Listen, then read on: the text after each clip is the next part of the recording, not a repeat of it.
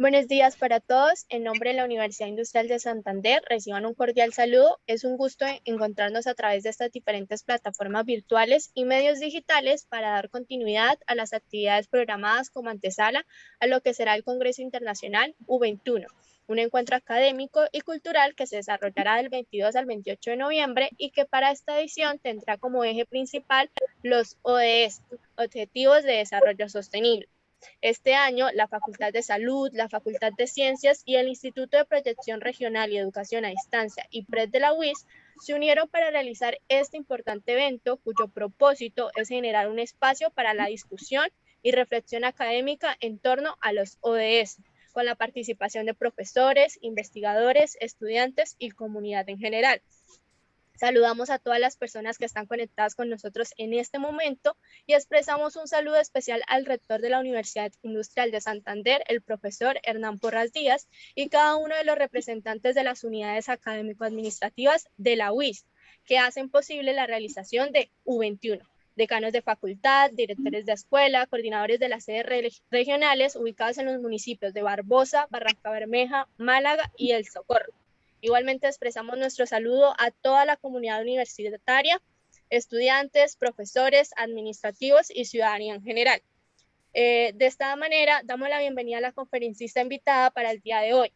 Ella es la doctora Rachel May, profesora asociada en Humanidades y Estudios Culturales de la Universidad de Florida, directora y profesora asociada con titularidad ISLAT Universidad del Sur de Florida. La doctora Rachel abordará el tema de el derecho de la memoria colectiva dentro del cumplimiento de las metas de los ODS, en el cual desde la experiencia de la doctora nos contará qué es la memoria colectiva como parte de una tipología de memoria, la historia de comisiones de la verdad en Argentina, Sudáfrica, El Salvador y Guatemala, y el contexto único del posconflicto y la memoria colectiva en Colombia. Doctora Rachel, muy buenos días. Hola. Voy a compartir un PowerPoint y ustedes me dicen si hay algún problema. Okay.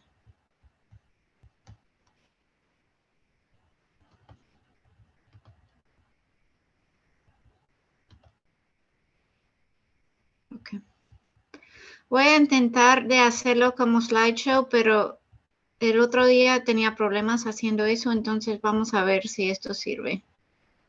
Dale. Okay. ¿Lo ven? Sí, sí, señora. Ok. Ahora ven el segundo slide. ¿O no? No, no, señora. Ok.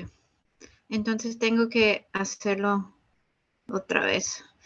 No me deja hacerlo. ¿Ahora sí? Aún no has compartido, dejaste de compartir. Ok, ok. Perdón.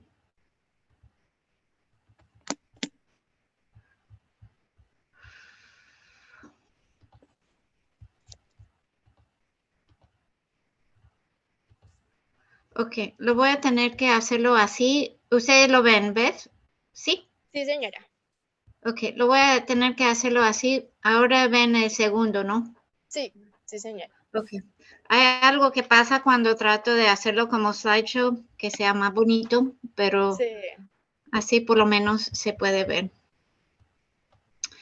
Bueno, la memoria es, lo que voy a hacer es hablar por un rato y si alguien quiere discutir después, podemos tener preguntas y comentarios después o si quieren preguntar algo durante la presentación de la ponencia, me puede decir, pero tienen que decir porque no veo el Zoom ahora, solo veo el slideshow. Bueno, la memoria es importante porque con nuestras memorias definimos nuestras identidades. O sea que la memoria es la identidad, ambos al nivel individual como el nivel colectiva. Como individuos, desarrollamos nuestras identidades por medio de nuestras memorias particulares. Somos colecciones de nuestras memorias. Como comunidades o colectivas, igual definimos nuestras identidades por medio de la memoria. Algunos ejemplos de estos son que yo me identifico como mujer, como profesora, como una sureña de los Estados Unidos, etcétera, etcétera. Y estas identidades pertenecen a colectividades que dependen de la memoria colectiva. Yo no sé qué es ser una mujer sin la memoria colectiva de mujeres por las edades. Lo que significa para mí ser mujer tiene que ver con una memoria colectiva de mujeres que me muestran lo que es ser mujer, como ser parte de esta colectiva. Igual como sureña de los Estados Unidos, tenemos una historia colectiva de lo que significa eso, que está construida por una comunidad más grande que yo.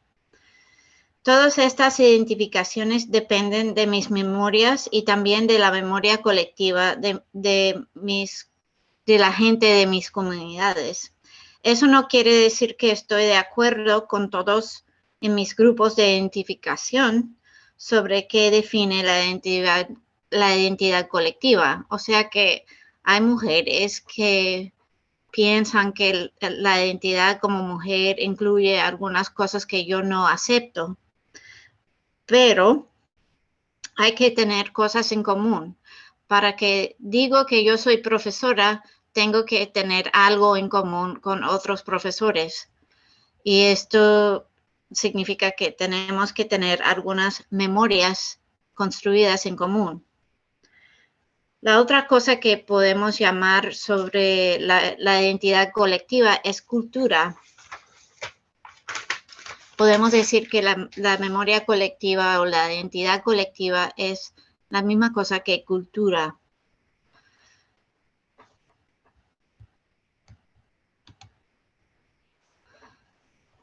He identificado 3 niveles de memoria. La memoria individual es particular a una sola persona y puede ser memoria empírica, o sea que la memoria de mis experiencias personales o particulares. Por ejemplo, yo recuerdo que yo comí huevos esta mañana.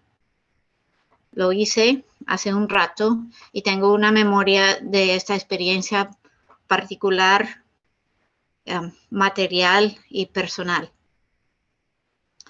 También mi memoria individual puede ser construida o indirecta. Por ejemplo, yo recuerdo cuando firmaron el acuerdo de paz en Colombia, aunque yo no estaba. Y yo recuerdo la Segunda Guerra Mundial, aunque yo no vivía en esa época. Pero tengo una memoria de eso porque es una memoria que ha sido construida por la sociedad y me han compartido esta memoria. Entonces ahora forma parte de mi memoria individual.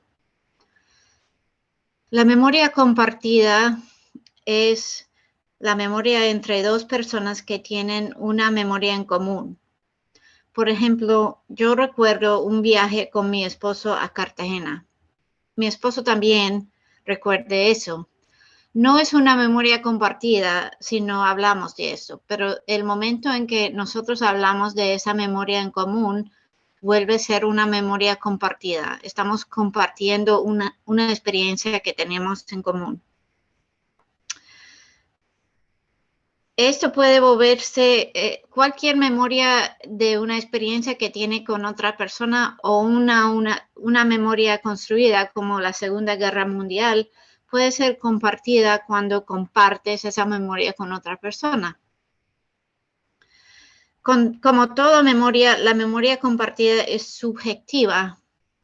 Mi memoria del viaje a Cartagena puede ser distinta de las memorias de mi esposo.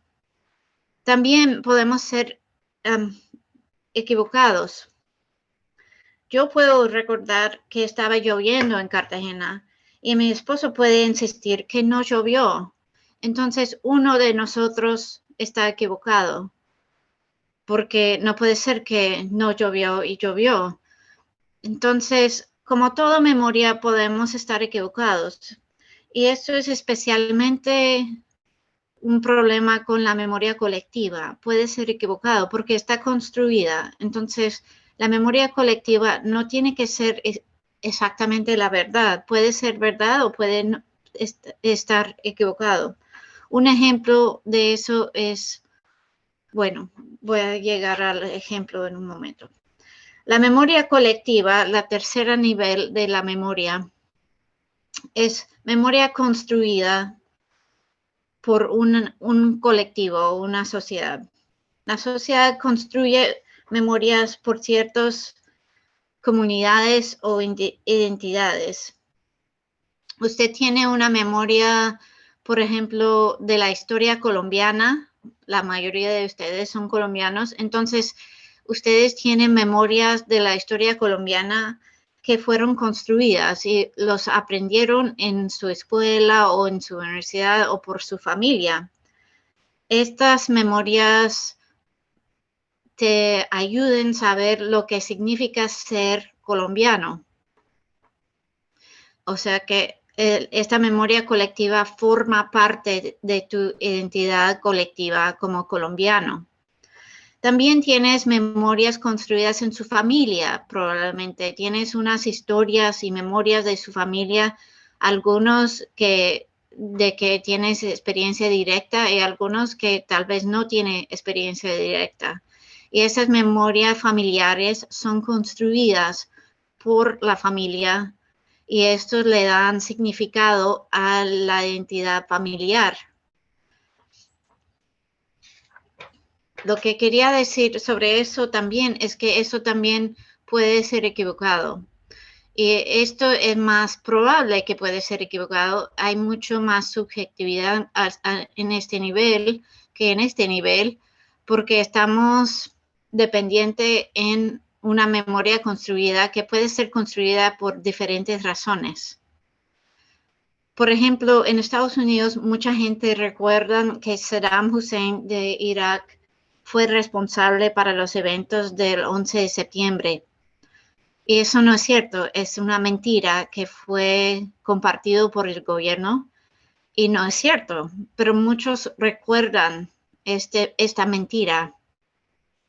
O mucha gente recuerda que la elección del año pasado fue robado por corrupción de Donald Trump, que Donald Trump ganó la elección, pero la elección fue robado. Esto está equivocado, no está cierto, es una mentira.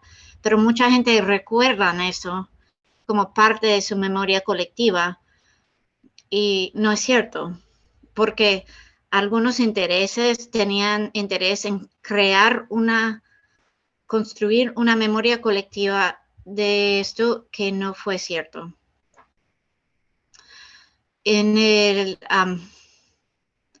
Iba a decir un ejemplo en el caso de Colombia, obviamente los falsos positivos por mucho tiempo llegaron a ser parte de una memoria colectiva equivocado y había una campaña de cambiar esta memoria colectiva porque estaba equivocado. Entonces, esto es importante entender.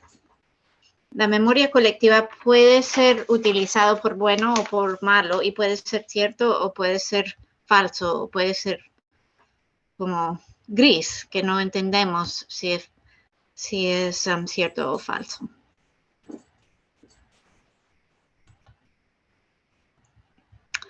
Proyectos de memoria son muy comunes ahora en el periodo después de un conflicto social o político o una trauma social. Tenemos la necesidad de construir una narrativa o una historia o una verdad después de una trauma colectiva, social o política. Eso es porque después de una trauma social, tenemos una experiencia en común y nos ayude a veces tener una narrativa en común para entender esta experiencia. Pero las necesidades de memoria o verdad pueden ser diferentes en diferentes contextos. Por eso quisiera hablar primero de Argentina y Sudáfrica como ejemplos de la necesidad para comisiones de verdad en estos casos. El caso de Argentina fue la primera comisión de verdad importante. Habían otros experimentos con comisiones o proyectos de verdad, pero fueron limitados a eventos más cortados, más limitados. Pero en el caso de Argentina, después de casi 7, 8 años de dictadura militar, había una necesidad de clarificar lo que había pasado por las circunstancias de la violencia del Estado,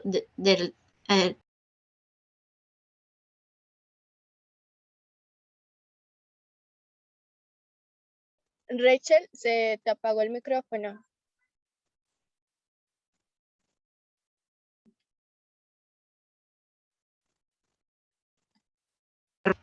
No sé Ya. cómo pasó eso. No te preocupes, listo. Ok.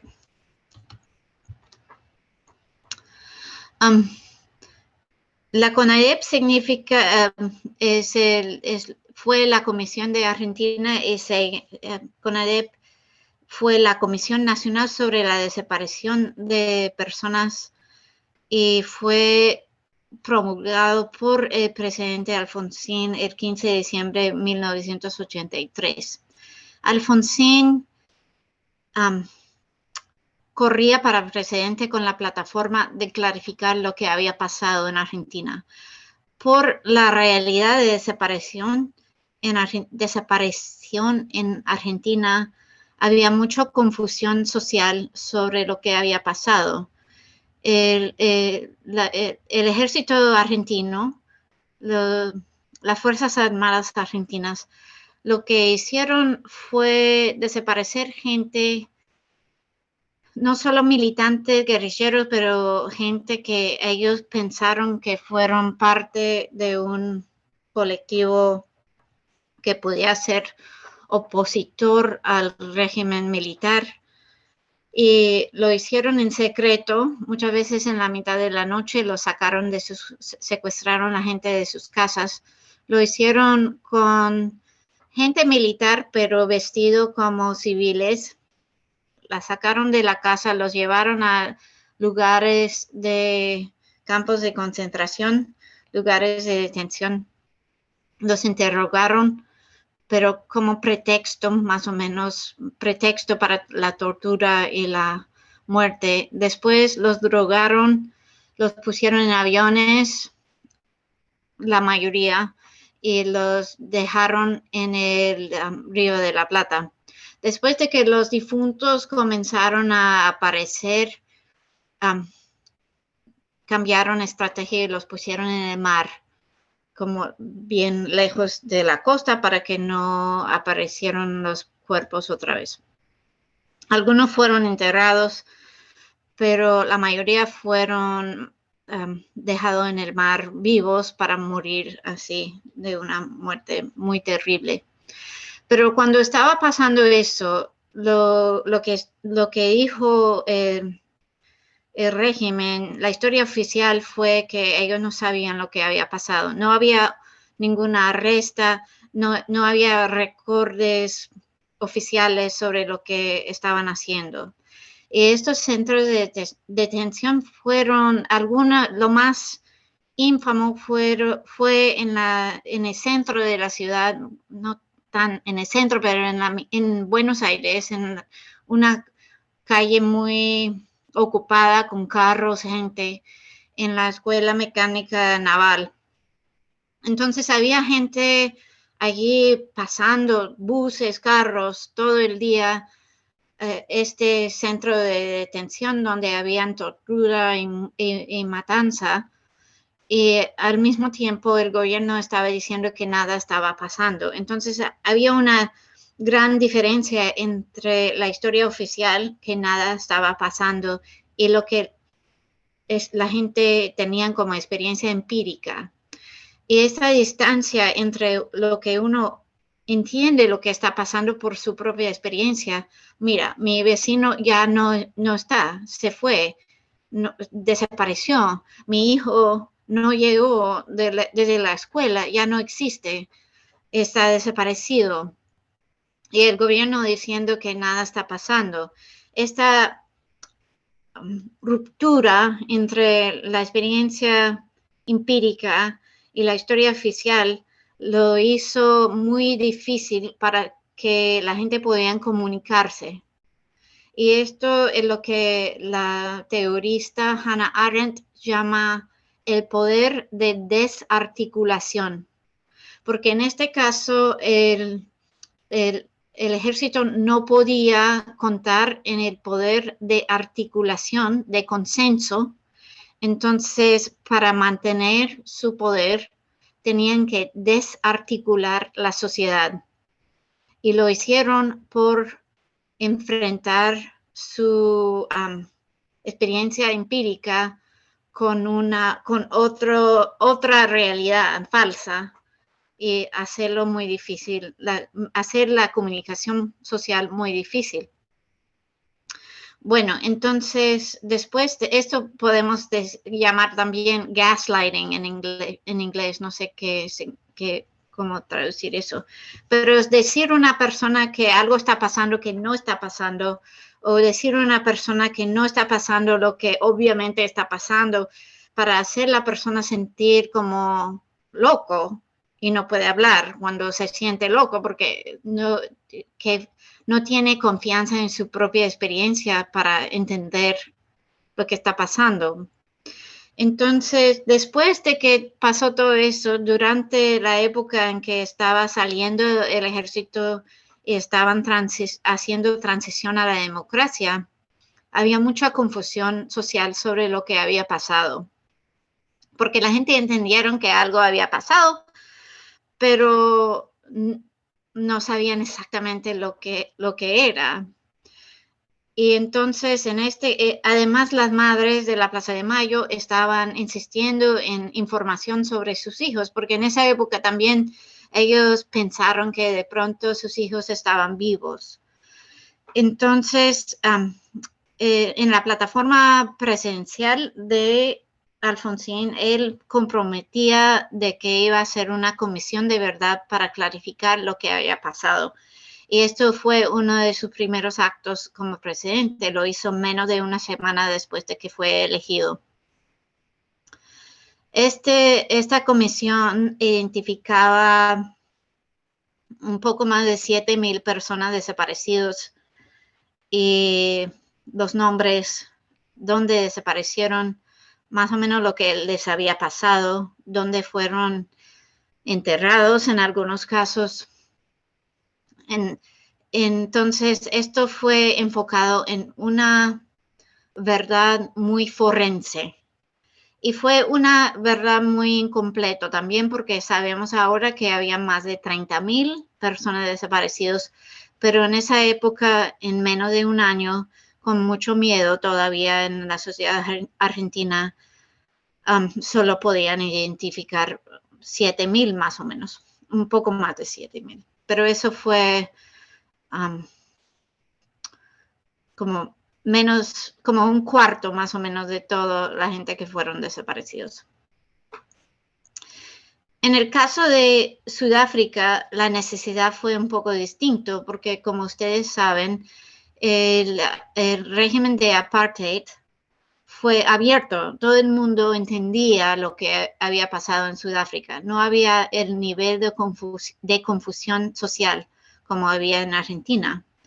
Pero lo que había fue una necesidad de insistir que el nuevo régimen post-apartheid fue distinto al régimen anterior de apartheid. Entonces, el nuevo régimen quería como crear una verdad moral y normativa para prevenir lo que había pasado antes de pasar otra vez, para crear una cultura de no repetición. Entonces, eso fue otro tipo de necesidad que había tenido en Argentina, aunque los que construyeron la CONADEP, el sistema de justicia transicional en Argentina, fueron consultados en el caso de Sudáfrica. La técnica de la represión y la violencia en Sudáfrica fue muy distinta. La comisión en Sudáfrica se llamaba la Comisión de Verdad y Reconciliación, porque había una necesidad para reconciliación en Sudáfrica muy fuerte después de tantos años de represión de una gran porción, una mayoría de la población, la población negra, obviamente. En inglés esto se llama el TRC, el TRC, y fue fundado en 1996. Como estaba explicando antes, en este caso la necesidad de reconciliación social fue lo más importante. También había una necesidad para una verdad moral y la necesidad de distinguir entre el nuevo régimen y la dictadura del pasado. El nuevo régimen utilizaba el TRC para rechazar el pasado. Lo que hicieron en este caso fue tener unos, no fueron juicios porque no fue una corte, pero unos presentaciones como juicios públicos que fueron televisados. Entonces todo el mundo miraban estas presentaciones con las víctimas y los victimarios. En estos eventos públicos, los víctimas o los sobrevivientes de las víctimas, sus madres, hijos, hermanos, etcétera, podrían hacer preguntas a los victimarios. Y los victimarios tenían que dar una confesión completa y contestar todas las preguntas de las víctimas y los sobrevivientes. Y si hicieron eso, fueron perdonados por el Estado por sus crímenes, incluso si habían cometido homicidio.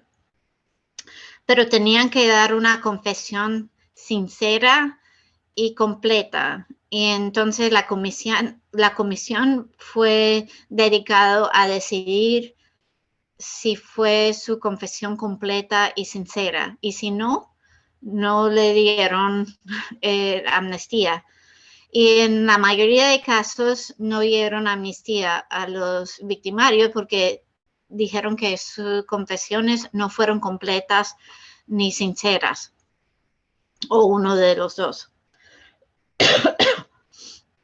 Entonces, eso fue un proceso público social de reconciliación muy distinta al proceso de Argentina. También eso fue un proceso incompleto desde que la gente africana negra tenía más posibilidad de estar en la cárcel por crímenes. La gente del ANC, el Congreso Nacional Africano, CNA, tal vez en español, tenía más motivo para confesar porque ellos de pronto ya estaban en la cárcel, entonces si ellos participaron, podían recibir amnistía y ser liberados. Entonces había una mayoría de negros que participaron como victimarios. Y eso no fue obviamente representativa del nivel de violencia que salió del gobierno. De los blancos oficiales del Estado que participaron fueron los casos más publicados, más importantes. La muerte de personas importantes como el de Pico, los casos más publicados que entendieron que ya sabía más gente. Y entonces los oficiales que fueron implicados en estos tenían motivo porque no sabían cuál evidencia existía en contra de ellos. Entonces algunos llegaron para confesar. Pero en la mayoría de esos casos no fueron regalado amnistía porque la comisión no pensaba de que tenían suficiente confesión o sinceridad. Y en algunos casos pensaron que habían escondido información aún en este caso. Pero sí había un nivel de reconciliación y de sanidad que resultó de este proceso muy público y muy social que incluyó toda la sociedad, porque como dije antes, lo tenían en televisión cada noche, la gente lo miraron en los bares, en los restaurantes, en sus casas, etc. En el caso, la otra cosa que quería decir sobre Sudáfrica es que fue muy influido por dos conceptos. Uno es el concepto de Ubuntu, que es un concepto africano de reconciliación y perdón. Por ejemplo, en una comunidad, si alguien hace algo mal o comete un crimen, la sociedad, la comunidad viene juntos y escuche la confesión de la persona que hizo mal. Y después los victimarios en este contexto, los víctimas de la persona que hizo mal, tienen derecho de hablar con él, de entender por qué hizo esa cosa. Y la comunidad, como comunidad comunitario, le da perdón para lo que hizo, si es sincero. La otra cosa es que la Comisión de Sudáfrica fue dirigido por el arzobispo Tutu, que es el arzobispo anglicano de Sudáfrica, un cristiano obviamente. Entonces, el concepto cristiano fue muy importante también. La cultura cristiana de Sudáfrica fue muy importante también en la construcción de esta comisión, porque la influencia de Tutu, que también fue muy explícito sobre la importancia de Ubuntu, fue importante en este caso. Y lo ves, porque es una confesión y un perdón basado, esto es un concepto muy cristiano. En el caso de El Salvador, que fue uno de los primeros también en 1992, esto fue una comisión de verdad construida por la comunidad internacional, porque había mucho conflicto social y político en El Salvador, aún después del acuerdo de paz. Entonces, fue la comunidad internacional que construyó todo el proyecto de justicia transicional. Y no había mucha justicia tampoco en contra de los que habían cometido crímenes en este caso, pero sí había una comisión de verdad que fue mantenido o administrado por la comunidad internacional, las Naciones Unidas. Incluyó miembros salvadoreños de diferentes sectores, pero fue dirigido más que todo por extranjeros, por gente experta, abogados de la comunidad extranjera. Y eso fue un problema realmente porque la memoria colectiva que sale de una comisión de verdad que es del extranjero puede ser menos legítimo. Entonces, en el caso de El Salvador, cuando salió el reporte de la Comisión de Verdad, fue muy crítico del gobierno militar, de la dictadura militar, que fue uno de los peores de toda la región. El nivel de violencia y matanza en El Salvador por el tamaño del país, en mi opinión, fue lo peor en América Latina. Había una matanza brutal en contra de la población civil, en este caso por el ejército. Y no es que decir que una muerte es peor que otra, pero el nivel de violencia fue muy extrema en este caso y la brutalidad de la violencia del gobierno fue muy extrema en este caso. Pero el gobierno, después de la comisión, hizo su reporte. Los militares, los exmilitares y los militares fueron, y los élites económicos y políticos del país fueron muy en contra del reporte, dijeron que era un reporte de mentiras, etcétera, etcétera. Entonces no tenía la legitimidad de otras comisiones de verdad, porque no había un consenso social sobre la necesidad para este proyecto y fue hecho más que todo por extranjeros. El caso de Guatemala es interesante también, fue entre 1997 y 99. Y como parte del acuerdo de paz en Guatemala, ellos dijeron que no fue legal que la Comisión de Verdad podía nombrar nombres de los victimarios. Entonces, el ejército podía ser condenado por el reporte de la Comisión de Verdad, pero las personas que hicieron eso no podían ser nombrados en el reporte, y eso fue una debilidad muy importante, y la sociedad guatemalteca no le gustaba, obviamente, esa cosa que fue para proteger los militares que habían cometido también unos horrores, un nivel de violencia muy brutal, muy horrífico, muy racista en este caso. Entonces, en el caso guatemalteco, que también fue muy influido por la comunidad internacional que mediaba los acuerdos de paz, en este caso, igual que El Salvador. La Iglesia Católica comenzó otro proyecto paralelo al proyecto de Comisión de Verdad.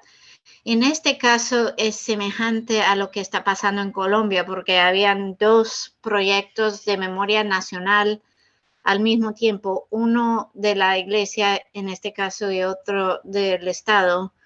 En el caso de Colombia, obviamente hay dos del Estado con memoria histórica ahora que tiene otra trayectoria, pero la Iglesia Católica impulsó otro proyecto de memoria que se llamaba REMI, como ese reporte, esclarecimiento, histórica, memoria del... ahora no me acuerdo lo que es, significa el R. ¿Fue reporte o...? No estoy segura, pero se llamaba REMI, R-E-H-M-I, R-E-H-M-I. Y el proyecto REMI sí nombró nombres. Hicieron los mismos entrevistas con las víctimas, con las comunidades, y nombraron los nombres de los victimarios. Y dejaron un reporte mucho más amplio, mucho más completo que lo de la Comisión de Verdad. Y el arzobispo, quien fue encargado del REMI, fue asesinado el día después de la publicación del reporte. Y eso fue otro horror, realmente otro insulto al pueblo guatemalteco, porque en el principio comenzaron a decir que fue homosexual y que el perro de él le había matado por una cuestión de pelea entre él y su amante. Entonces fue muy terrible esa experiencia. Pero el reporte REME fue más influyente que el reporte de la Comisión de Verdad oficial. Hay otras maneras en que las comunidades pueden hacer proyectos de memoria colectiva, por ejemplo, por medio de la arte o memoriales, jardines, murales, Profesora Rachel, obras perdón, de teatro. disculpe que la interrumpa. REMI se llama, es una entidad que se llama Recuperación de la Memoria Histórica, y aquí en el chat les dejo la dirección web. Bueno, muchísimas gracias. Sí, Recuperación SDR, de esclarecimiento de memoria histórica, no me acuerdo lo que era el I, pero sí tienen el clave ahí, el sitio web. Bueno, como estaba explicando, hay otro tipo de proyectos de memoria colectiva que puede ser al nivel comunitaria o nacional. Pueden ser jardines, arte, murales, archivos comunitarios como Amobi, puede ser proyectos como Centro Nacional de Memoria Histórica, que no es una comisión de verdad, pero es otro proyecto de memoria colectiva que entiendo que es bastante controversial ahora especial, pero estos son otro tipo de proyectos que pueden ser, la memoria colectiva no está limitado a comisiones de verdad, aunque la comisión de verdad es el modelo más común para memoria colectiva.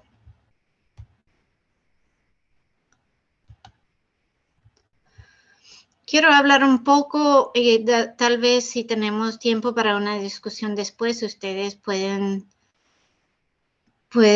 contribuir a esta discusión también, pero la memoria colectiva es importante, en mi opinión, para la construcción de paz por estas 3 razones.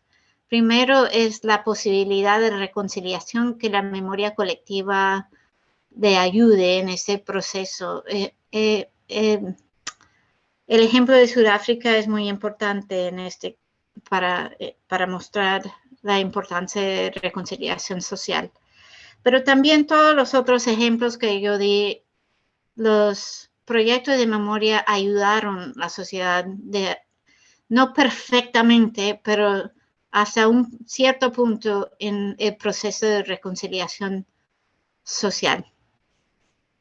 Esto es porque no podemos reconciliar con nuestros enemigos si no entendemos nuestros enemigos. Y el proceso de memoria, de construir una memoria colectiva puede dejar que entendamos mejor las acciones de nuestros enemigos, porque da un espacio en que hay la posibilidad de explicar, de hablar, de discusión.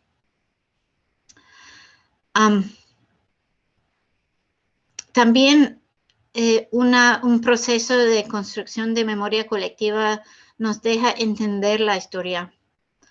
Y esto es importante porque muchas veces después del terrorismo del Estado especialmente, no entendemos lo que había pasado o entendemos mal lo que ha pasado, porque la historia oficial, como estaba explicando antes, muchas veces está una mentira.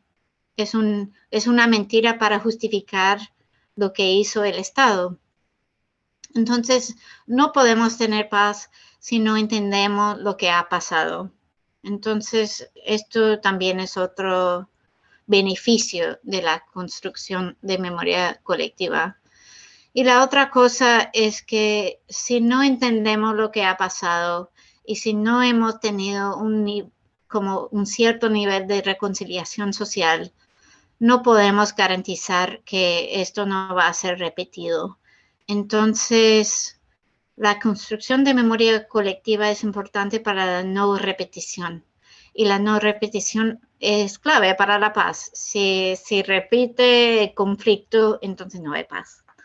Entonces, esto para mí son las 3 cosas más importantes para entender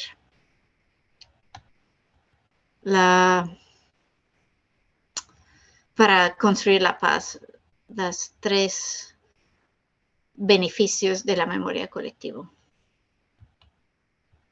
También dije que iba a hablar un poco sobre el derecho a la verdad, entonces quería mencionar esto antes de ir al caso de Colombia. La justicia implícitamente incluye un compromiso a la verdad. Si usted mata a alguien y va a un juicio y te hacen cargos sobre esa muerte, entonces llegas al juicio y parte del juicio de la corte es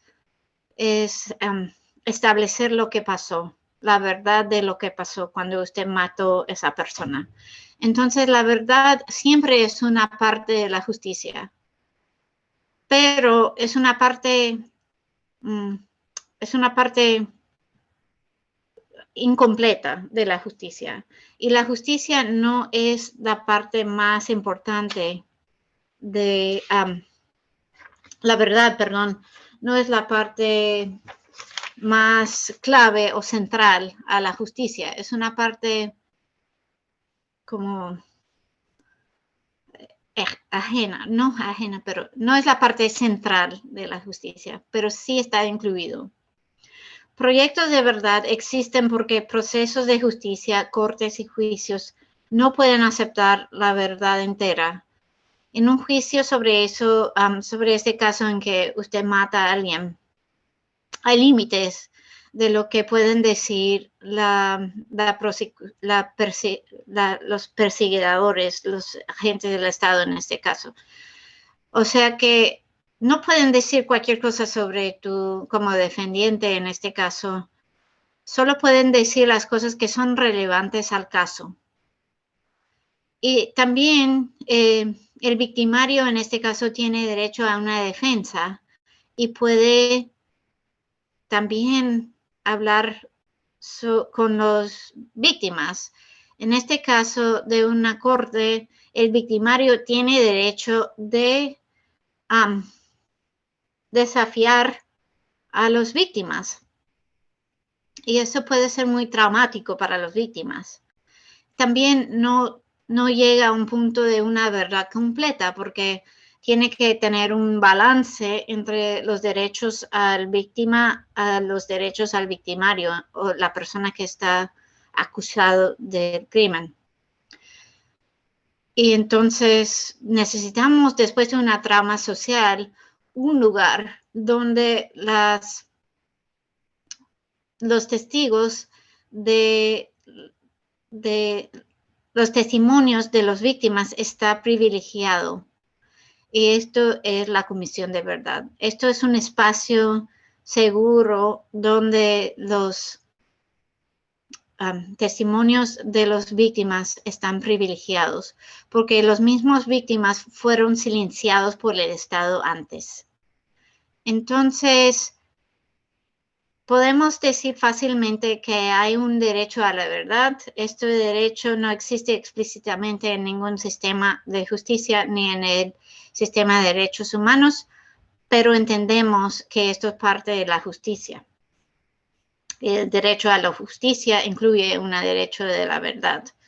Pero después de una trauma social o un conflicto social o político, hay más necesidad para una verdad que da privilegio a las voces de las víctimas, porque estos son las voces que fueron borrados por el Estado, especialmente si hay casos de terrorismo del Estado. Y la memoria colectiva en este caso puede ser y debe ser una narrativa de la verdad desde la perspectiva de las víctimas. Y esto puede ser que es una verdad parcial, porque hay perspectivas que no son de las víctimas. Los victimarios también tienen una perspectiva. Pero en el caso de proyectos de memoria colectiva después de un conflicto social político o después de una trauma social, el privilegio tiene que ser para la perspectiva de las víctimas.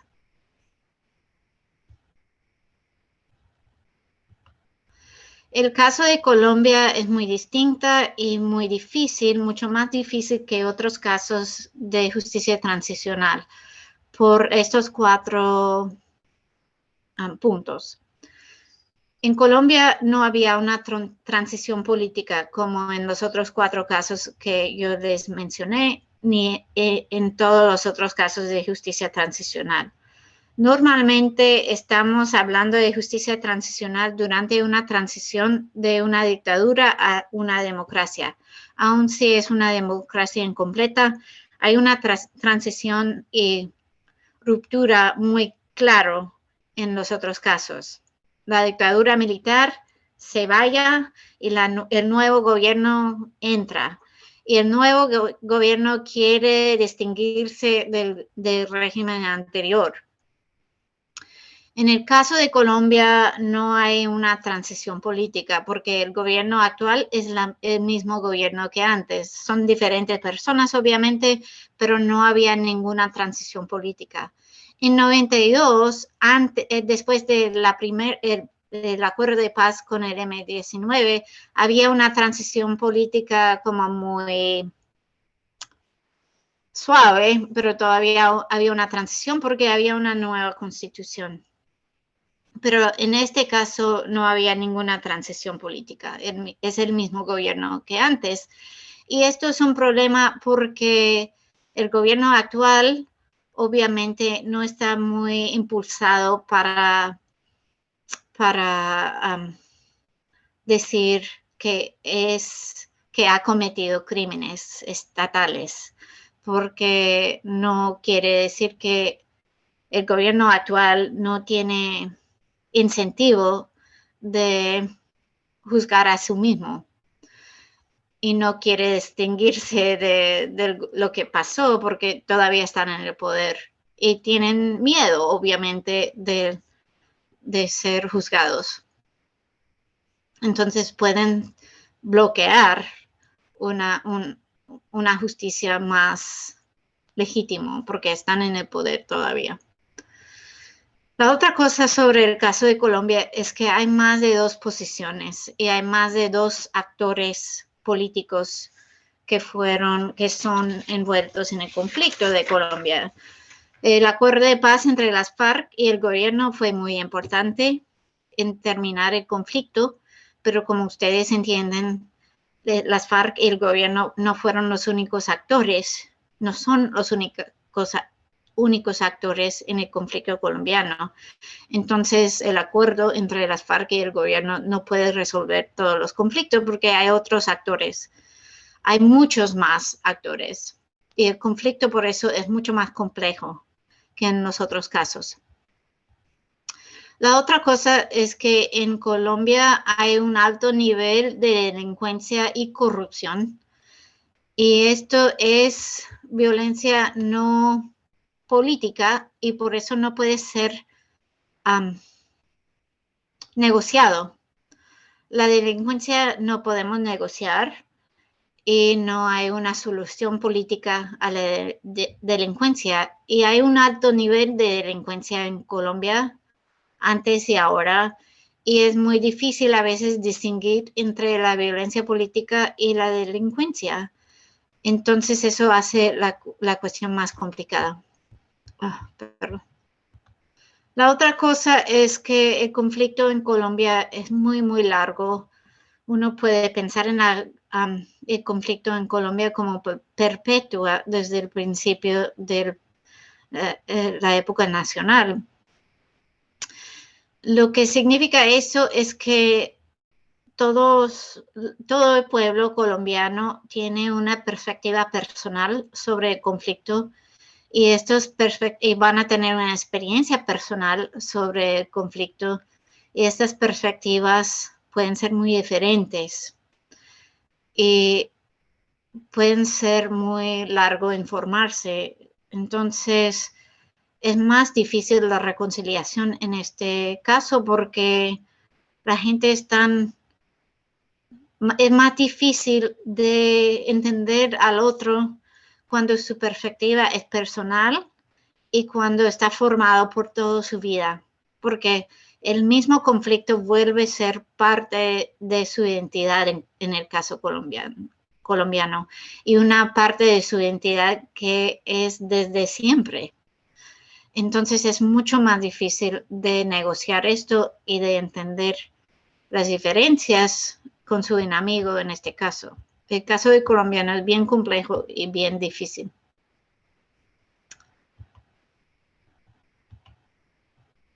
Pero quiero terminar con esta idea de que la memoria colectiva en el caso de Colombia es sumamente importante, más importante tal vez que en los otros casos, porque desde mi perspectiva es clave para una reconciliación y una paz verdadera en este caso.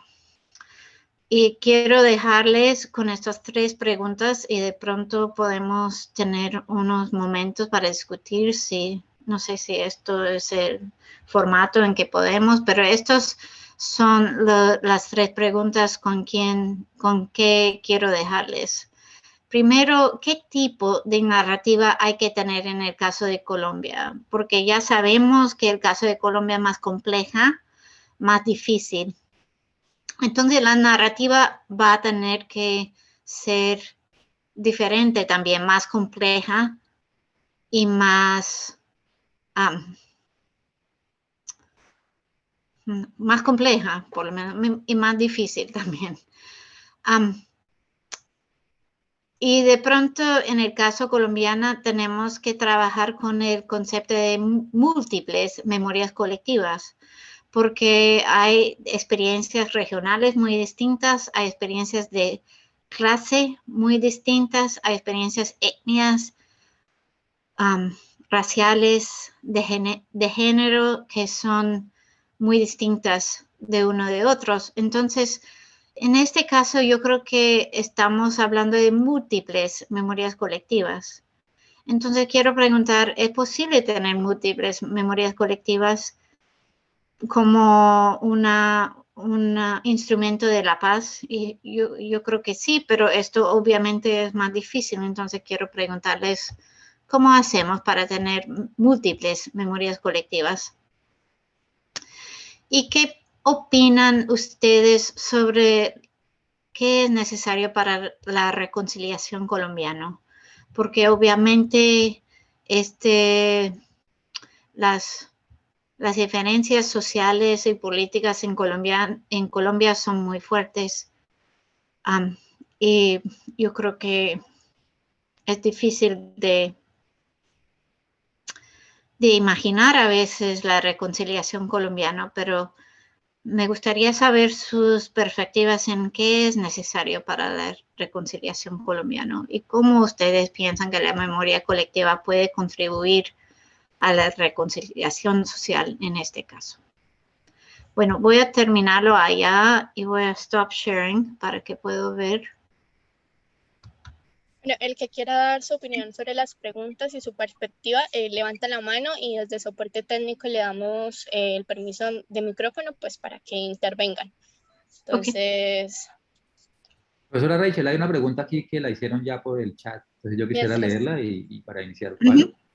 Sí. Si le parece. Entonces dice Yolimo Beltrán, desde su perspectiva, ¿cómo aproximar o reconciliar la perspectiva negacionista de los conflictos armados con la postura de la memoria histórica?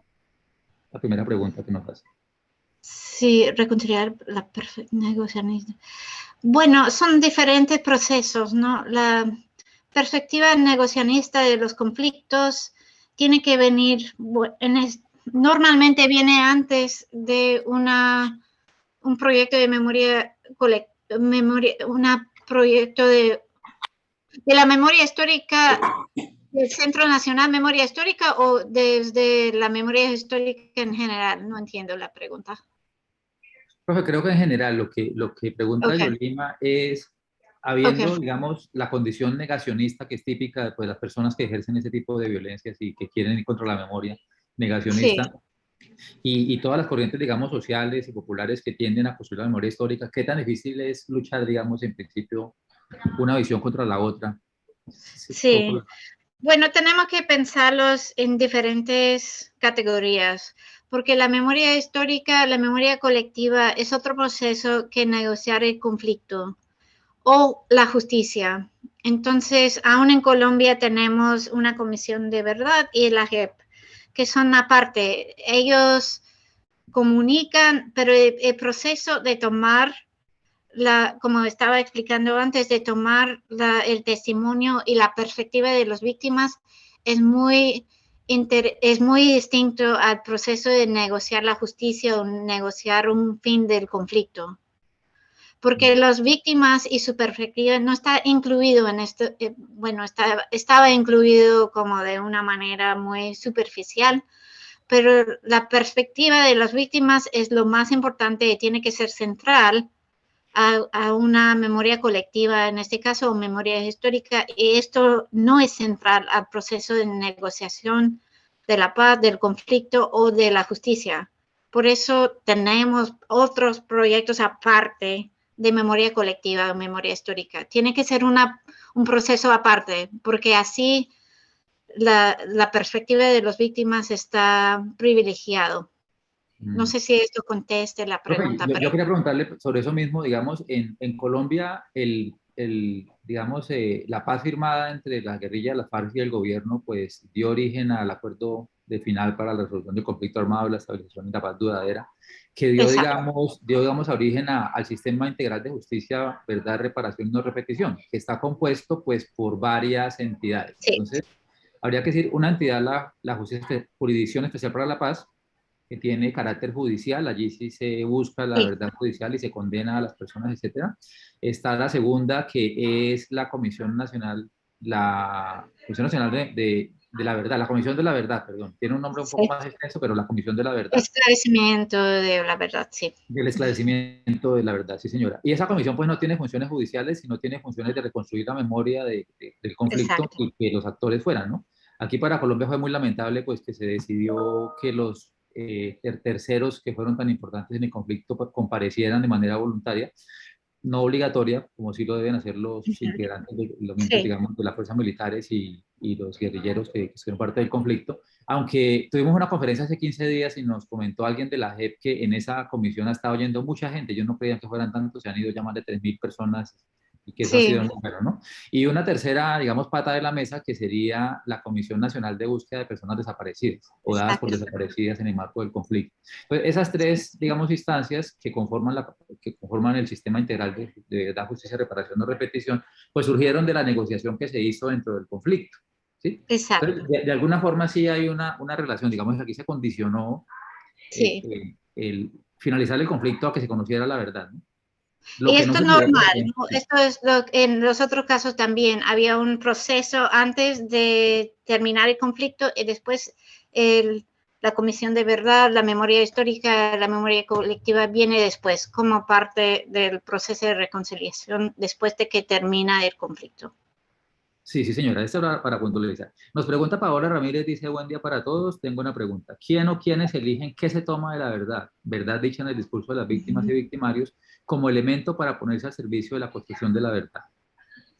Sí, bueno, esto es una pregunta, es una buena pregunta, pero es difícil de contestar porque la verdad es algo subjetiva, pero también hay verdad y hay mentira.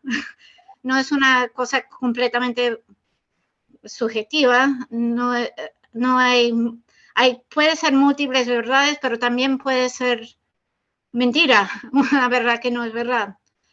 Y en estos casos hay mucho desacuerdo sobre qué es la verdad y hay múltiples versiones de la verdad.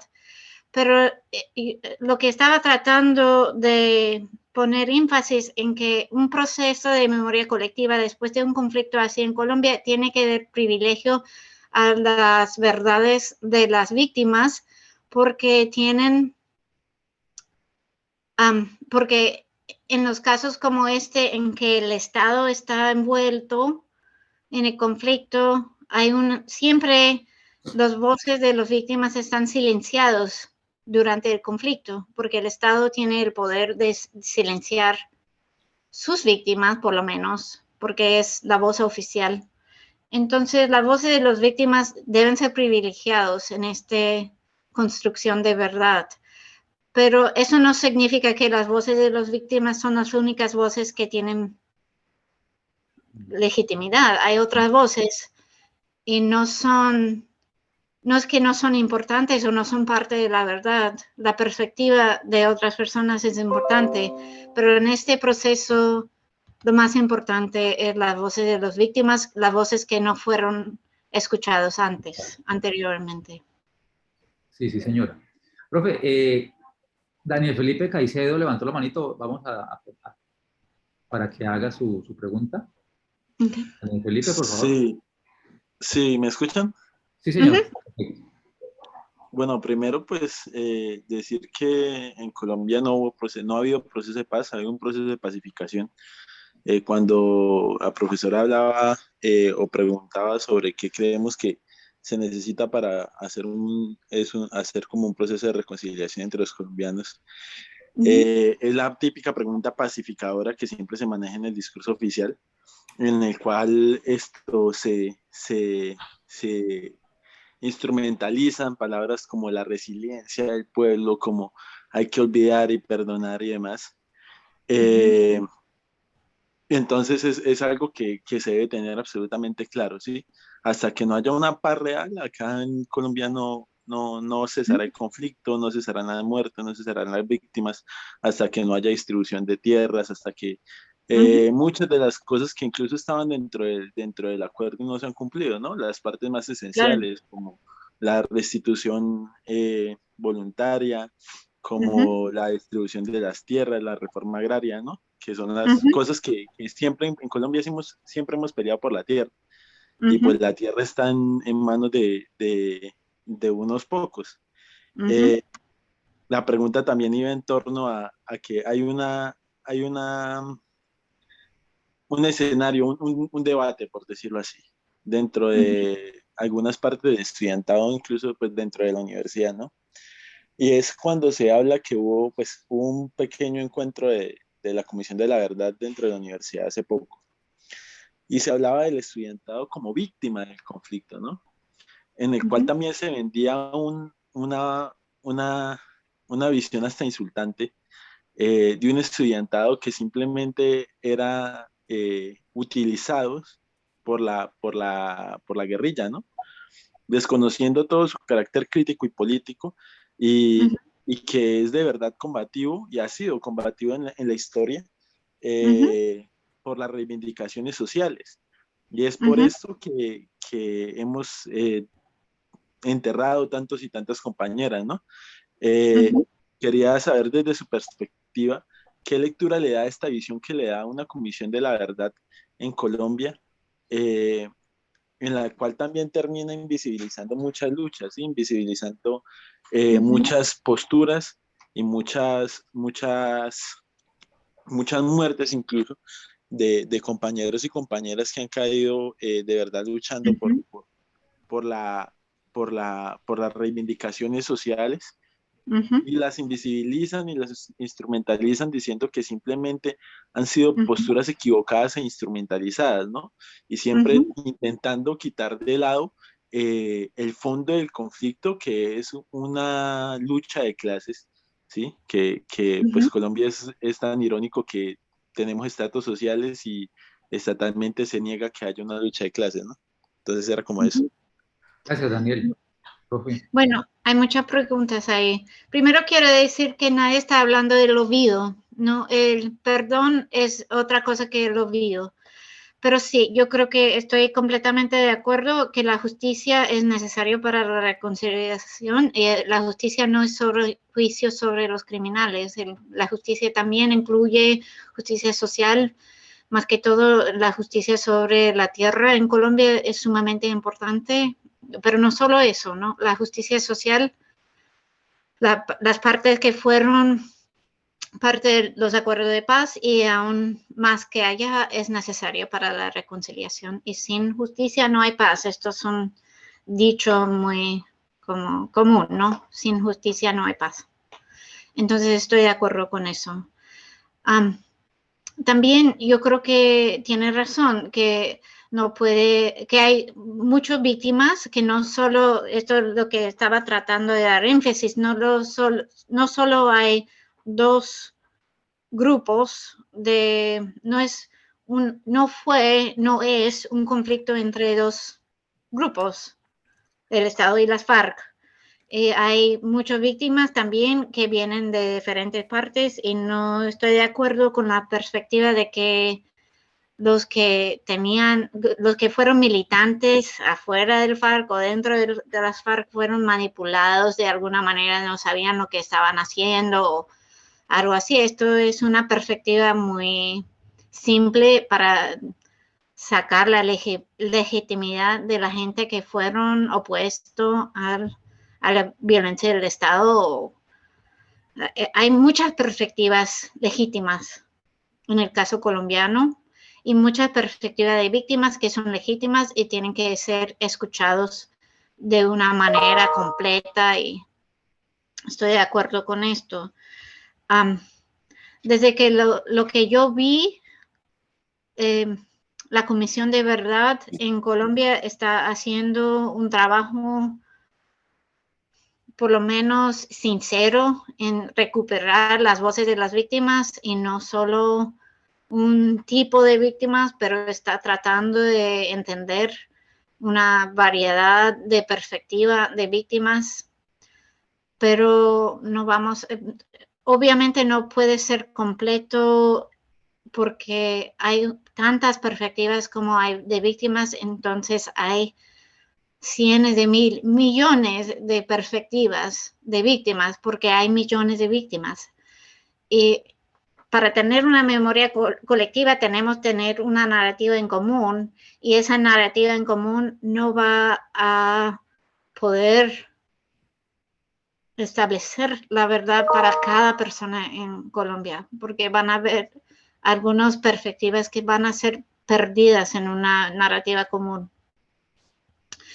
Pero yo creo que la Comisión de Verdad está por lo menos intentando de capturar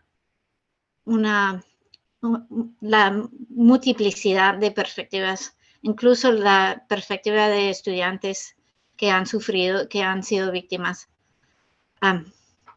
en su investigación. Y hay mucha gente que son estudiantes, que son parte de este sector, que son parte y están contribuyendo a la comisión. Entonces yo tengo mucha esperanza de que la comisión va a producir algo que mucha gente van a conseguir sus historias ahí. Richie, yo quería preguntarle sobre algo que desde luego es muy importante, y es el papel de los medios de comunicación en la construcción de la verdad y de la memoria colectiva. ¿Nos puede contar su opinión sobre el tema, su visión? Bueno, es importante, igual que la pedagogía de las escuelas y cómo van a enseñar la historia del conflicto en Colombia a los niños. Estas dos cosas son sumamente claves. Y no se puede, obviamente los medios de comunicación no se pueden ser tan controlados porque son medios de comunicación comerciales. Entonces ellos van a decir una historia que lo pueden vender.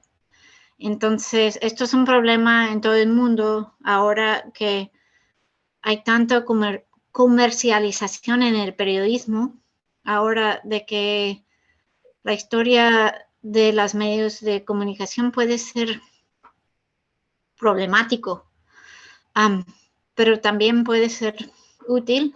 Tenemos mucho acceso a información pública ahora por internet, YouTube, etcétera. Y esto puede ser bueno o malo. Yo no sé qué puedo decir sobre eso. Pero la otra cosa que es como parte de eso es la cuestión de cómo van a enseñar el conflicto, cómo va a ser la pedagogía de la historia del conflicto en Colombia después de este proceso. Es muy importante porque así es como van a tener una reconciliación y una verdad colectiva, una memoria colectiva va a comenzar con niños en las escuelas. Entonces esto es una pregunta muy clave también que no sé cómo contestarlo porque yo creo que no es claro todavía, pero es importante. Sí, el tema educativo, porque desde la visión oficial, digamos, en Colombia lo que hubo siempre, desde la visión institucional, digamos, del gobierno, lo que siempre fue un gobierno democrático en lucha contra unos criminales que querían apropiarse de las armas del Estado, y a lo que le correspondía al gobierno simplemente era combatirlos utilizando todos los medios disponibles, ¿no? Sí, y esto no. Esa es la visión que hoy día se maneja todavía, y la que se vende, ¿no? En los medios de comunicación, Sí. y con la que se trata precisamente lo que el estudiante Daniel comentaba, decía, Ujú. el enemigo Sí, interno debe existir aquí, el enemigo interno pues es la guerrilla y todo lo que no sea gobernista se asocia a la guerrilla y ahí vienen todas las cuestiones que sí. hemos vivido en esos 50 años de Y conflicto. esto no es solo, no es completo, pero esto es una mentira. Entonces, no es la verdad, no es una otra verdad, no es verdad, es una mentira. Entonces, esta perspectiva no sirve por nada. No es una perspectiva legítima, ¿no? Porque es una mentira.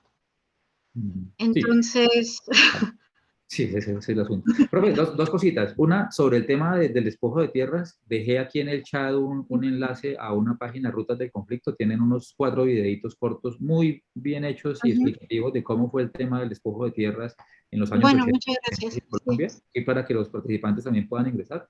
Es Ujú, rutasdelconflicto.com especiales ujú, y bueno, eso de un lado, ¿no? De otro lado, en ujú. Colombia hemos tenido comisiones de la verdad, digamos, por fuera también del conflicto, ¿no? Hubo una comisión de la verdad, donde recuerdo que estuvo Alfredo Molano y otras personas y metieron un informe, y en ese Ujú. informe académico, pues las visiones eran muy diferentes, ¿no? Era Sí, precisamente una visión, era incluso de académicos, personas dedicadas a la investigación, era la que le acabo de decir a otra era que había una injusticia grande, y entonces las personas se ujú, rebelaron, construyeron una cuestión, digamos, insurgente inicialmente, que luego se fue transformando cuando el ujú. narcotráfico tomó todas las esferas en Colombia, porque sabemos que está en todas las esferas nacionales, ¿no? Y ahí había como 10 visiones del conflicto. Esas comisiones de la verdad, pues tienen una tarea muy, muy difícil y desde luego no es comparable con las comisiones judiciales, Ujú. porque, lo resalto, ¿no? El tema de la JEP, la JEP, hay que repetirlo, aquí hay chicos muy jóvenes, supongo yo en la conferencia hoy, de pronto no conocen un poco de la historia o no están muy enterados. Eh, Gobiernos colombianos han hecho procesos de paz con muchos grupos ilegales Ujú. y subversivos en su momento. Tenemos una ley de justicia y paz que operó para los paramilitares. Ujú. La apuesta del gobierno en su momento es paramilitar, desmovilícese, no cuente nada, no diga nada, no hay necesidad, simplemente solamente diga me quiero desmovilizar y ya queda, digamos, amnistiado. Bueno, Ujú. nada, sus culpas, no, esa fue la ley de justicia y paz. Afortunadamente la Corte Constitucional puso una traba y dijo, no, aquí tiene que contar qué pasó y esa ley pues no ha surtido los efectos, ¿no? La JEP, por ejemplo, que surgió con la negociación con los grupos subversivos Ujú. en particular, pues ha dado mucho más resultados, la verdad, que la Ujú. justicia ordinaria o que los otros procesos judiciales de 30 o 40 años, ¿no? Al punto Ujú. que, y aquí, digamos, resalta un poco también lo que comentaba usted y nuestro invitado Daniel hace un ratito. Por ejemplo, tenemos aquí una visión muy, muy complicada. Hace unos pocos días el fiscal de la Corte Penal Internacional vino a Colombia, ¿cierto? Y, Ujú. y cerró un proceso preliminar que estaba llevando al país por tema de violaciones bueno, en cuestiones de crímenes de guerra, ¿no? Y Sí, lo hizo no porque el gobierno haya actuado adecuadamente ni nada, sino porque la JEP, al contrario, sí. el gobierno se ha opuesto con dientes y con puños y con todo, Ujú.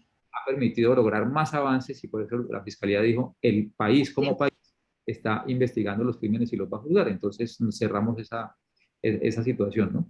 ¿Cómo Sí. entiende, profe Rachel, usted que digamos, un gobierno, es una Sí. pregunta, usted me dirá si la responde o no, esa es su cuestión.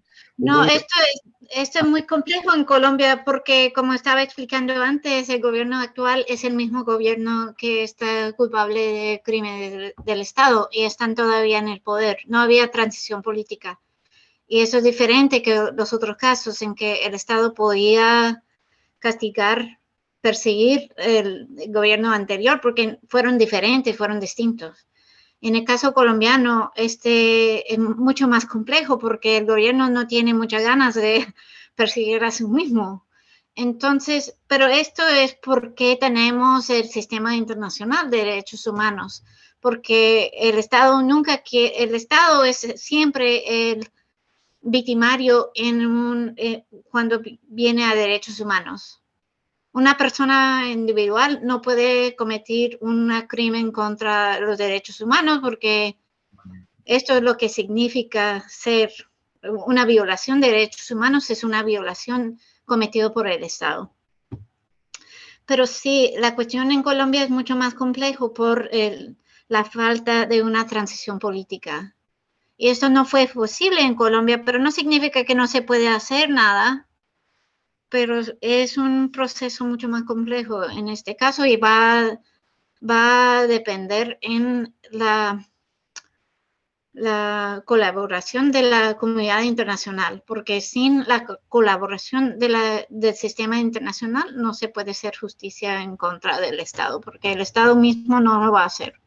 No puede hacerlo, es demasiado complejo. Y también no hay incentivo, porque ellos mismos son culpables y cómo van a juzgar en contra de su mismo, no lo van a hacer. Tiene que ser algo que está hecho a nivel internacional o por intervención internacional. Y esto probablemente va a ser incompleto y mucha gente van a sentir como no había justicia. Pero algún tipo, esto siempre digo a mis estudiantes cuando me preguntan, ¿para qué tener todo ese sistema de derechos humanos y estos procesos de justicia transicional? Porque no sirven, porque los criminales salen libres y la justicia no resulta de estos procesos. Y yo siempre digo que poquita justicia es mejor que nada de justicia. Poquito de verdad es mejor que nada. Y podemos siempre tener esperanza para más. Mirando la situación de Argentina en que nadie estaba juzgado, o los 18 personas que fueron juzgados en el principio fueron regalados amnistía unos años después y no había nada de justicia por décadas. Y después de 30 años sí había justicia al final. Entonces siempre hay que mantener esperanza para algo. Pero aun cuando hay una justicia incompleta es mejor que que nada de justicia. Sí. Pero sí, tenemos que entender que esto no va a ser un proceso perfecto y que no vamos a salir en 2 años con un paz perfecto en Colombia, con todo el mundo, todos los criminales en la cárcel y toda la reforma agraria hecha y una sociedad perfecta, porque eso no va a pasar. Tenemos que tener esperanzas realísticas, pero todavía seguir adelante con el proceso con buena fe de tratar de hacer lo que podemos. Esto. Vale. Sí. Antes de dar la palabra a Paola Ramírez, que levantó la manito, yo quería preguntarle, profesora Rachel, aquí hay un conjunto de personas hoy, hay estudiantes, profesores, hay invitados también aquí en la actividad de hoy. ¿Qué podemos hacer nosotros individualmente para el tema de la construcción de la memoria colectiva? Sí. Uno dice, bueno, esto le corta a distancias muy grandes o yo también desde la individualidad puedo aportar algo. Sí. Y yo no soy colombiana, entonces a veces me da pena de como tener una opinión sobre eso porque yo no soy colombiana, mucho menos víctima. Pero yo creo que lo importante es entender que que algunas personas tienen perspectivas diferentes, tienen experiencias diferentes y que hay que tratar de entender uno del otro. Esto es una cuestión como cuando tienes un conflicto con alguien, la única manera de resolver el conflicto es de tratar de entender a las personas con quien tiene conflicto. El diálogo es sumamente importante, tratar de no dejar la justicia, no dejar su perspectiva, pero entender la perspectiva de las personas que tal vez es un poco diferente. También entender que la situación en Colombia no es blanco y negro, hay mucho gris. Hay lo que llamaba Primo Levi la zona gris. La zona gris es sumamente grande en el contexto de Colombia. Y sin entender eso, va a ser muy difícil. Pero desde una perspectiva personal es importante tratar de entender la perspectiva de otros. Esto es lo único que puedo decir. Muchas gracias. Paola, por favor. Bueno, muchas gracias. Buenos días para todos. Bueno, gracias por responder la pregunta acerca de la verdad y eso pues como que ahí permiten emerger otras preguntas y tiene que ser, pues está ligado un poco con lo que postulaba en una de sus últimas preguntas y entonces es posible pensar que deben haber varias verdades y una memoria colectiva amplia en donde se escuchen diferentes personas, su perspectiva de lo que implica vivir el conflicto armado pues, en nuestro país. Y entonces eso también me lleva a pensar en que varias disciplinas deben actuar ahí, ¿no? ¿Sí? Para permitir que sea escuchado esa desde varios campos, ¿sí? Sí. Que el objetivo sea una intervención, ¿no? Porque pues se escucha la verdad, pero también qué se hace con eso, ¿no? ¿Qué se hace con la verdad? Entonces, ahí pienso un poco, hablo desde mi disciplina, soy psicóloga y ese es mi trabajo de duelo, ¿no? Sí. Y entonces me surge la pregunta ahí desde ese trabajo de duelo, si en algún momento la víctima deja de ser víctima o es víctima para toda la vida, ¿no? Porque el ser víctima para toda la vida implica una posición en la que a lo mejor no se ha terminado de elaborar eso, no porque haya un tiempo en el que se debe elaborar, sino porque es un trabajo que es importante hacerlo y precisamente también eso permite mejorar el conflicto o de alguna manera aportar al conflicto y armado en Colombia en solucionarlo. ¿Sí? Y por otro lado, pues también que esa posición de víctima, digamos que también implica recursos económicos, sociales, políticos, ¿sí? Aún en la memoria colectiva, pues también tiene una posición, ¿no? Entonces, así se deja de ser víctima en algún momento de la historia propia del mismo sujeto. Qué buena pregunta, sí. Estaba hablando sobre eso el otro día con una amiga que en Estados Unidos es muy común ahora, especialmente para las víctimas de los crímenes sexuales, de preferir el término sobreviviente al término víctima. Y yo creo que esto puede ser útil, como usar otras palabras tal vez para la victimización. Decimos víctima en el contexto de un juicio, de un crimen, pero en Colombia hay víctimas que también son victimarios y también hay niveles de victimización en Colombia. Y puede decir que todo el pueblo de Colombia es víctima de alguna manera porque han sobrevivido al conflicto. Pero sí, claro que un víctima, yo creo que esto es cuestión personal. Si una persona quiere pensarse como víctima para siempre, solo llega un día en que no quiere pensarse como víctima. Pero yo creo que podemos decir, y también tiene derecho de decir quién es. Una persona víctima puede decir que yo no quiero ser víctima más, yo no quiero pensar en mí mismo así, no quiero que alguien piense en mí así. Pero para mí es complejo esto, porque durante el proceso de justicia tenemos que entender la victimización de la gente. No sé. Es cierto que hay la necesidad para mucha intervención de diferentes disciplinas en este proceso de justicia transicional e incluso en el proceso de memoria colectiva, porque es una cosa muy compleja que no puede ser desde una perspectiva como estrictamente disciplinaria, ni de derecho, ni de psicología, ni de historia. Tenemos que tener un trabajo conjunto interdisciplinaria para crear una memoria colectiva rica y compleja.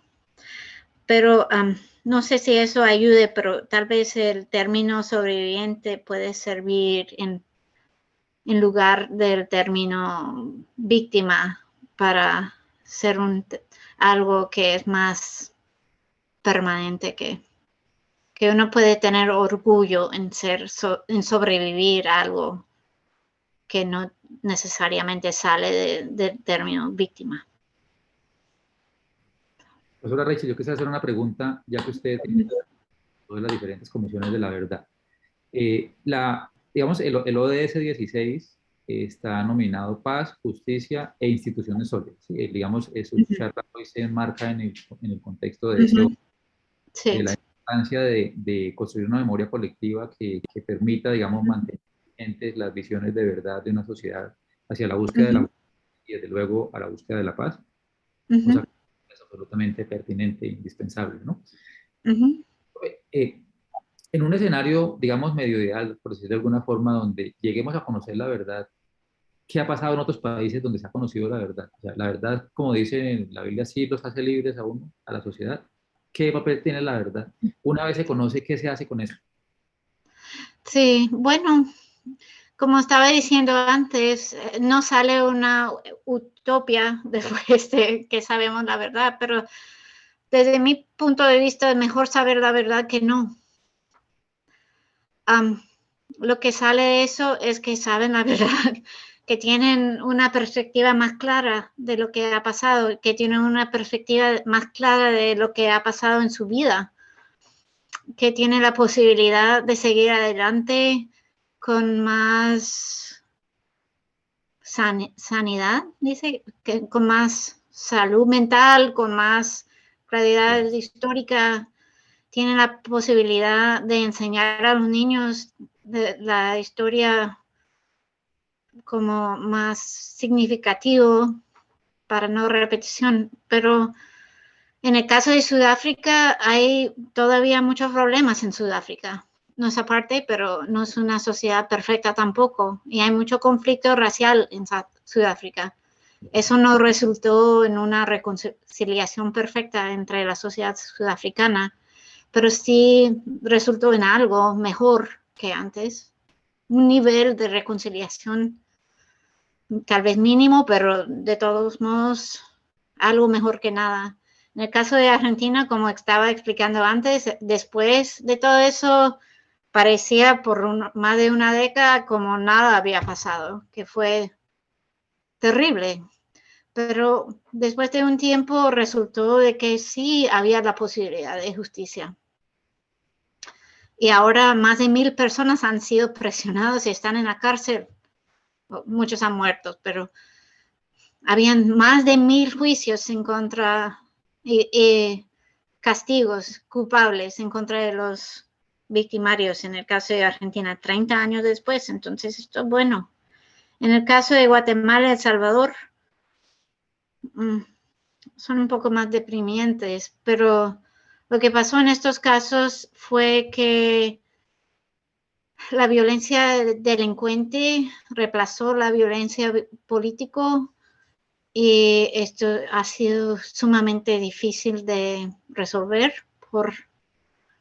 porque, como estaba explicando antes, no se puede negociar fácilmente la violencia delincuente, pero había muchos problemas sociales que no fueron resueltos y estos problemas volvieron a ser otro tipo de violencia y entonces estos casos son más difíciles, pero todavía yo creo que era mejor que no hacer nada, porque por lo menos hay una conciencia popular en estos casos de lo que pasó antes y lo que pasó allá, que yo creo que Colombia puede hacer mejor, es que ahora esto pasó hace una generación y las nuevas generaciones en estos países centroamericanos no están tan conscientes de lo que pasó durante el conflicto que deben de ser, porque la parte pedagógica en las escuelas no fue muy atendido.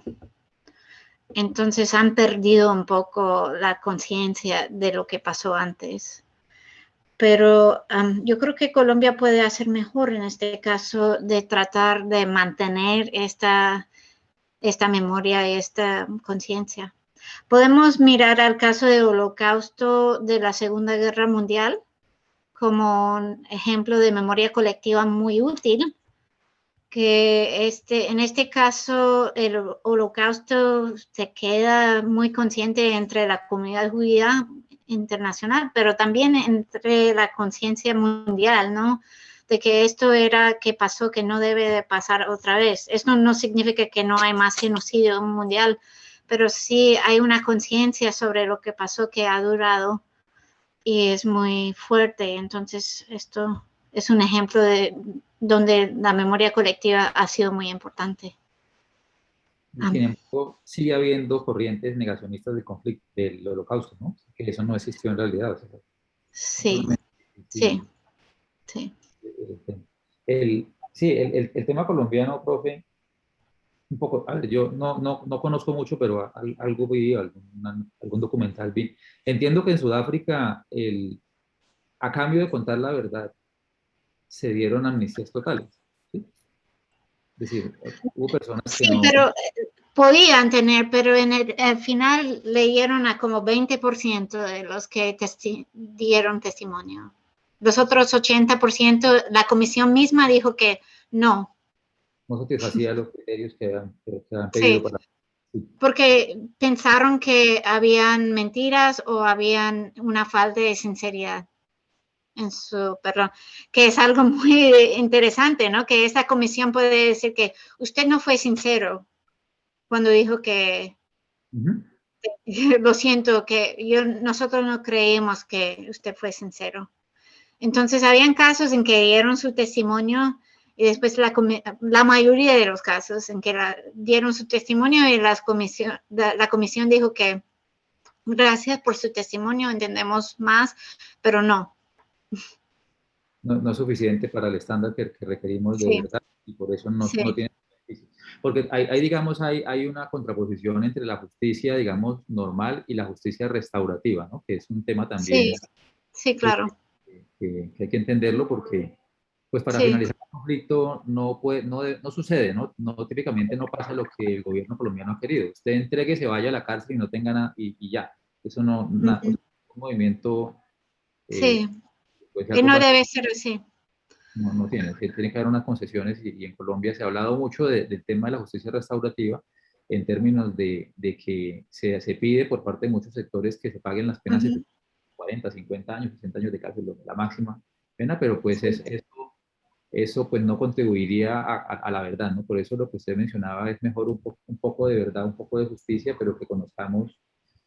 Sí, hay un balance, sí, Idealmente diría uno, pues más justicia y más paz y más verdad, sí, pero bueno, ya veremos hasta dónde nos lleva esto. Lo que uno sí, aspira, profe Reicher, y aquí en Colombia estamos en un momento, digamos, ahorita muy, muy importante porque se aproximan, es un momento político complicado, ¿no? Se aproximan elecciones presidenciales el próximo año. Estaremos por ahí por mayo votando el pueblo colombiano para elegir el nuevo, digamos, gobierno. Y desde luego hay visiones que se contraponen, ¿no? Están las visiones que dicen que aquí ha habido un Estado democrático y fuerte contra unos bandidos y otras concepciones que dicen que aquí ha habido una lucha, digamos, por superar la desigualdad y demás que ha llevado a que esas condiciones claro. permanezcan. Entonces, pues bueno, nos compete a los colombianos ir a votar y decidir qué país queremos. Si queremos el que tenemos ahorita, como Sí, queremos ver algo diferente, un tema sí, importante en el cual creo sí. también que es un poco de lo que podemos hacer nosotros mismos como personas individualmente, ¿no? Sí. Informarnos, leer, Es, discutir. es importantísimo y yo creo que en el caso de la elección colombiana es importante que hay monitores internacionales también porque una elección también puede reflejar la voluntad de la minoría en algunos casos, especialmente si están encargados la minoría de las elecciones. Entonces, yo he escuchado muchos que tienen miedo sobre la posibilidad de mucha corrupción en esta elección que viene y yo creo que hay una necesidad de mucho Reducir como, y sí, acompañamiento de la elecciones. sí. Igual en Estados Unidos que tenemos el mismo problema ahora. Profe, aquí hay una pregunta que pues pega mucho con algo que usted comentó y yo mismo he dicho. ¿Qué camino le queda, pregunta Daniel, qué camino le queda a un pueblo humillado por las clases dominantes históricamente al querer luchar por sus reivindicaciones? ¿La paz a medias? ¿Por qué eso es mejor que nada? Es la pregunta que hace. Pues ya has hablado un poco, pero la hace Daniel y pues... Bueno, A mí, no soy pacifista, pero para mí ya es la hora de tratar de luchar para la justicia de otra manera de la lucha armada. No es que yo creo que la lucha armada nunca puede ser justificado cuando hay mucha injusticia, pero para mí en este momento histórico la lucha armada no va a llegar al punto de poder resolver injusticias sociales en un país como Colombia. Entonces ya es hora de tratar de luchar de otra manera. Pero esto es mi opinión, ¿no? Y yo creo que sí, la paz parcial es mejor que el conflicto en este momento. Y una paz parcial y una justicia parcial no significa que no hay la posibilidad de conseguir más en el futuro. Pero para mí en este momento esto es como puedo contestar esto, que sí, la paz parcial es mejor que nada. Sí, es un poco en el símil, profe, cuando hay un lugar completamente cerrado y la ventanita empieza a abrirse y empieza a penetrar la luz. Está completamente en la oscuridad y en la perspectiva de que vamos a abrirla completamente y ver todo lo que... Sí, es importante cuando la ventana abre un poco de entrar, de salir por la ventana, de seguir tratando de abrirlo más, pero sí, de utilizar este espacio que tiene, porque el espacio se puede cerrar otra vez. Y lo importante es de usar el espacio que tiene para conseguir lo que puede y seguir tratando de abrir la ventana, porque la ventana se abre, bueno, hay gente, no es un campo de justicia en que todos tienen el mismo poder para abrir la ventana. Y algunos están tratando de cerrarlo, mientras que los otros están tratando de abrirlo. Pero... Sí, yo creo que hay que valorar de manera muy especial que iniciamos un proceso, iniciamos un camino que creímos que nunca íbamos a iniciar. Estamos logrando cosas en Colombia, pues le digo, ya hablamos un poco de la JED, de la Comisión Nacional de Búsqueda de Personas por Desaparecidos, de la Comisión de la Verdad, que pensamos que nunca iba a suceder en el país, que verdaderamente se luchó muchísimos años y finalmente está dando rendir frutos. Es algo importante y puede seguir, esto puede en el futuro ser aún más que esto. Pero para mí en este momento la lucha armada no sirve. No es porque no está justificado, pero porque es una estrategia que no va a funcionar. En este momento histórico, no puedo decir que esto es para siempre, pero en este momento para mí la lucha armada en Colombia es como Don Quijote, que no va a dejarnos en una situación mejor, pero eso es mi opinión. Sí, pues claro que sí, le agradecemos mucho. Pues no veo más preguntas acá, no veo más preguntas y yo creo que ya podemos ir cerrando la reunión. Profesora Rachel, le agradezco muchísimo en nombre de la Universidad de Santander que haya estado usted el día de hoy acompañándonos en esta charla y manifestando sus impresiones y contándonos sobre su experiencia. Muchas gracias por la invitación. Claro que sí, muchas gracias por aceptarla. Estamos aquí en el marco del Congreso Internacional U21. Tenemos las actividades, digamos, todas concentradas la semana del 22 de noviembre. La invitamos a usted y a todos los que están aquí para que se inscriban al evento. Tenemos más de 200 conferencias en esta semana sobre temas de objetivos de desarrollo sostenible, en los cuales, desde luego, el objetivo 16, paz, justicia e instituciones sólidas, pues es muy importante y muy relevante para nuestro contexto. Entonces, le doy nuevamente un agradecimiento muy especial.